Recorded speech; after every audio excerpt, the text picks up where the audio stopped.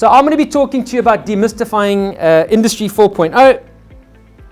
Just by way of background, I'm not a specialist on Industry 4.0. However,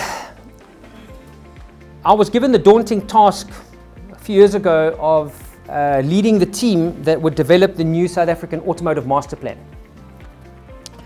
And I've done a lot of policy work for government over the last 2 decades, and the way in which policy has always been constructed in South Africa is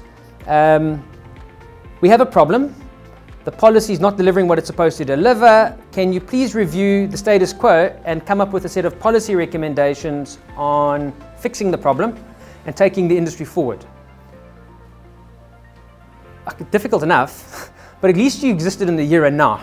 You were focusing on the issues that were presently at play, and you weren't asked to do these sort of technology foresight analyses and these long-term sort of prognoses of where the industry was going. In the master plan approach, which I think is really innovative,